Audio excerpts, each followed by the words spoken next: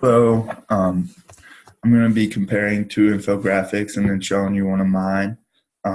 My topic was over Generation Z social media use, and I I picked this because I'm kind of Generation Z. I'm like right at the beginning of it, and I quite clearly use social media a lot. So I figured this would be easiest to do it on. Um, Let me get my first one shared with you all. All right, there we go. So my first one, all right, my screen there. Very simple infographic. Looks pretty bland. It's comparing four different social media outlets, um, which you would think is a lot of information, but really, since it's giving one fact probably for all four of them, it's almost no information.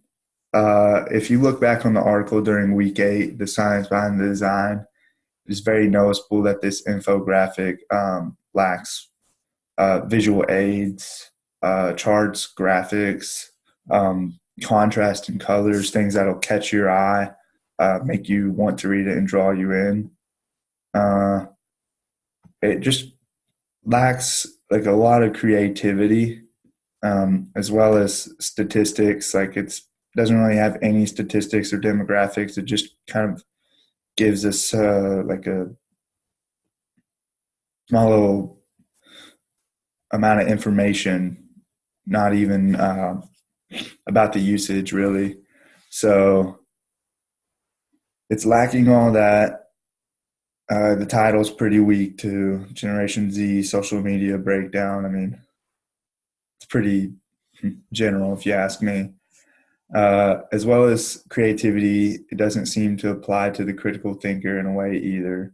Um, Critical thinking, it just doesn't really answer any questions, or it's not really full of information. I mean, as well as creativity. So it's overall pretty poor infographic.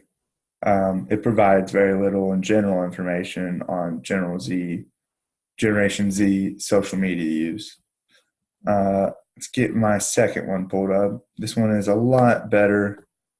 I'm sure you're going to be happy to see it after seeing that devastating one. All right, this one's called Let's Get Social, analyzing Generation Z's social media ecosystem. So it's going to be a whole lot more information. Tons of it. I mean, almost too much where I don't even know what to do with half of this. So, for example, let's look at this right here, right under Get Social. I don't know if you guys can see my pointer or not. Right under the title, it says Facebook wins. They're the most used platform amongst respondents, with Snapchat and Instagram nipping on their heels.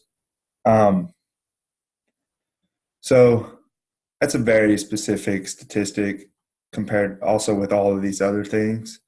And I just believe that this one had almost too much information, so much that I didn't really know where to even focus on the page. I mean, my attention is being drugged from one side to the other in like a matter of seconds. But that also means that it's got very eye-catching colors, quite literally. I also struggle to find correlation between statistics and info or demographics.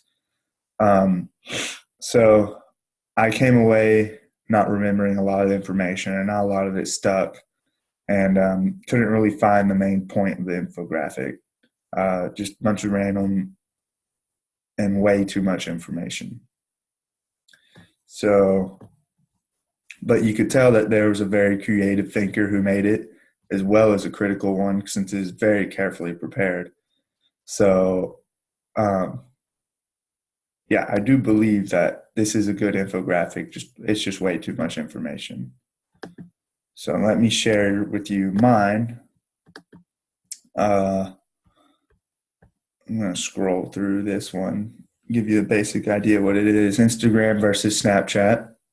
tried to keep it at 2 different social media outlets so I didn't share information. When I came into this project, I didn't want to share too much information, but I also didn't want to have too little information. So first statistic is the users of each outlet amongst Generation Z and the percentage of Generation Z that uses those. And then my second one is how many of these teens claim Snapchat or Instagram as their favorite social network, which Snapchat won by a landslide, as well as the first one. Oh, the first one was pretty close. So then I decided to compare it to overall users, which Instagram took by a landslide, as they had 500 million daily users with an average of 53 minutes daily per user. And then Snapchat with only 188 million daily users and an average of 33 minutes daily per user. So when you look at that, Instagram ended up taking the ball. But when I was making this, I used PictoChart, which is a free online infographic creator. I referred back to the article Clean Up Your Mess from week 8 to help me make sure that I didn't have too hectic of a infographic, and I kept the flow and my design very cohesive without confusing my readers. Let's see. I wanted to provide the most beneficial information for the audience so they could really take some of this away and remember this instead of just kind of overflow them real quick. And I also wanted to keep contrasting colors as well as that, and really just make sure that everything kind of popped, and this was very interesting and a very eye-pleasing infographic.